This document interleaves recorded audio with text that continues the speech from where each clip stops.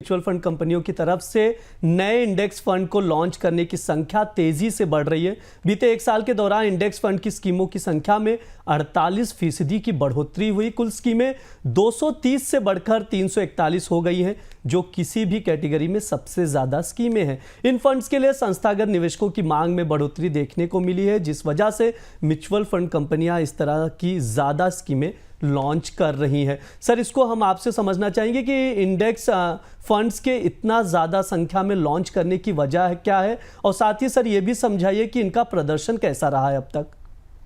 Index fund की संख्या बढ़ना भारत के म्यूचुअल फंड बाजार में एक बड़ा शिफ्ट है। उसे गहराई से समझने की जरूरत है। अगर आप म्यूचुअल फंड निवेशक हैं तो भी आपके लिए देखना जरूरी है कि आपके पोर्टफोलियो में कितने इंडेक्स फंड हैं, और अगर नहीं है तो इसे और जानना समझना जरूरी है।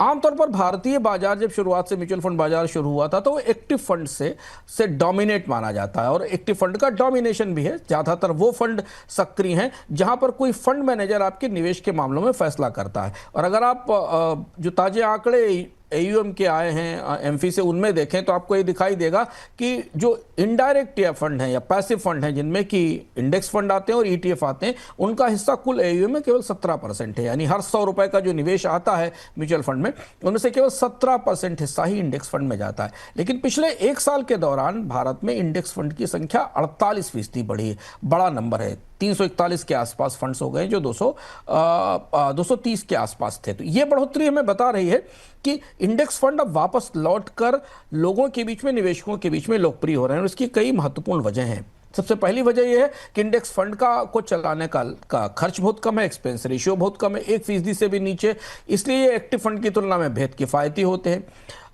दूसरी बड़ी बात यह कि पिछले कुछ वर्ष में और कुछ महीनों में एक्टिव फंड्स पे एक तो भरोसा लोगों का टूटा है। कई जगह फ्रंट रनिंग के, फंड मैनेजर्स के व्यवहार के और उनकी पारदर्शिता के सवाल आए हैं।